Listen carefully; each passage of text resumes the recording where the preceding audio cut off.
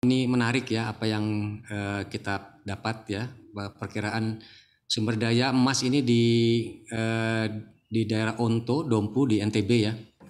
Kalau kita lihat secara geologi, jadi hasil survei kami itu menunjukkan bahwa tipe endapan emas di sana adalah epithermal, sulfida tinggi dan porfiri yang terbentuk secara luas di kedalaman yang cukup dalam. Jadi biasanya tipe endapan seperti ini memiliki volume yang luas ya, sehingga memungkinkan memiliki total sumber daya mineral emas dan tembaga yang tadi disebutkan yang cukup besar mencapai sekitar 2 miliar ton. Nah, tadi kalau sudah disebutkan sumber daya itu apa saja tadi ya, yang 1,5 miliar ton tadi sumber daya tertunjuk itu terdiri dari tembaga yang 0,96% dan emas 0,58 gram per total. Dan total potensi sumber daya tereka sebesar 1 miliar ton. Ini untuk kadar tembaga 0,7% dan emas sekitar 0,4 gram per ton. Jadi cukup besar apa yang ada di sini dan tadi juga perusahaan optimistis ya untuk bisa mendapatkan mengangkat sumber daya yang ada di sana. Oke, nah seperti apa Ya. mekanisme penambangan yang akan dilakukan tentunya di sana, Pak?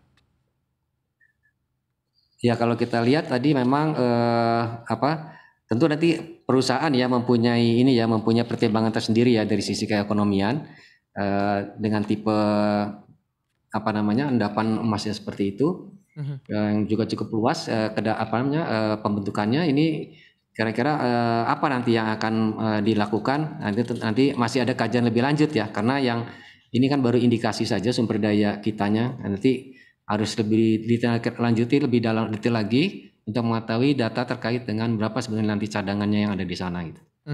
Oke, selain emas, potensi mineral apa lagi Pak yang mungkin bisa dieksplorasi lebih jauh begitu di Nusa Tenggara Barat?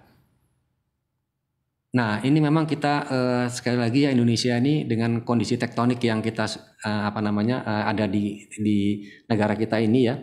Ini kita dianugerahi berbagai macam sumber daya yang luar biasa besar. Namun juga di sisi lain juga kita potensi terkait dengan bencana geologi juga cukup besar.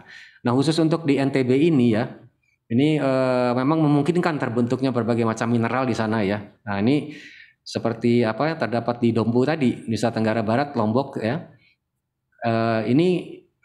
Kemudian kita juga kalau lihat di jajaran di sepanjang Nusa Tenggara Barat itu ya, seperti di Bima, Dompu, Lombok Barat ya, Lombok Tengah, Lombok Timur. Kemudian juga ada di Sumbawa Barat dan Sumbawa yang terdiri dari komoditas emas ya, emas primer ya, kemudian perak, ada timbal besi primer, kemudian ada mangan ya di sini, kemudian pasir besi, tembaga dan titanium ya, luar biasa ya bervariasi potensi logam yang mineral logam yang mungkin kita dapat temukan di Nusa Tenggara Barat ini.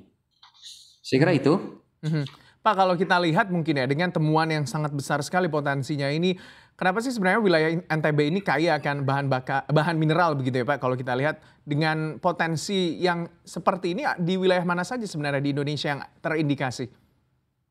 Ya, itu tadi. Jadi kalau kita bicara mengenai mineral ini kita harus lihat juga jalur mineralisasinya ya. Seperti tadi saya sebutkan bahwa dengan kondisi geologi kita ini di mana merupakan interaksi dari 3 lempeng besar ya, sehingga tadi di satu sisi kita dianugerahi oleh berbagai macam sumber daya akibat dari tumbukan lempeng tadi ya, tumbukan lempeng itu yang melalui jalur di selatan Sumatera kemudian terus dari utara ke selatan ya, kemudian Jawa dan sebagainya, diikuti oleh secara paralel dengan jalur-jalur vulkanisme. Juga di situ juga terbentuk adalah jalur-jalur mineralisasi tadi ya, karena berhubungan dengan vulkanisme tadi. Nah, ini memang di NTB tadi sangat mungkin terbentuk bahan-bahan mineral yang sangat kaya ya, karena tadi berdasarkan tatanan geologinya di NTB ini terdapat 2 pertemuan lempeng besar. Tadi sudah saya sampaikan ya, ada lempeng Hindia Australia dan lempeng Eurasia yang berinteraksi saling bertumbukan. Dan batas kedua lempeng ini merupakan daerah yang sangat labil karena di tempat ini tertumpuk energi yang sangat besar ya, dan sewaktu dapat terlepas berbentuk gempa bumi, letusan gunung api dan daerah longsor ya, yang muncul ditandai dengan munculnya gunung api aktif dan kegempaan yang tinggi. Tadi ya seperti kita sampaikan bahwa Tuhan ini adil ya. Jadi dari sisi salah satu potensi bencana, tapi juga ada potensi sumber dayanya ya, dengan NTB di sana yang tadi kaya akan batu-batuan vulkanik tadi. dimungkinkan terbentuklah mineral-mineral tadi ya, mineral-mineral logam yang tadi saya sebutkan ya, ada emas, tembaga, perak dan lain sebagainya. Nah, kemudian di mana saja sebetulnya di Indonesia ini, ya itu tadi pada prinsipnya di jalur mineralisasi tadi mengcover ya atau meliputi seluruh wilayah Indonesia dari barat sampai ke timur. Dan ini kalau kita lihat khususnya emas ya, kita sudah melakukan pemetaan untuk komoditi emas ini. Nanti kita jumpai di Sumatera, di Jawa, kemudian di Kalimantan, Sulawesi, bahkan di Papua juga banyak ya. Dan memang kalau kita lihat proporsi terbesar itu ada di Papua, di Freeport ya, untuk sumber daya emasnya gitu ya.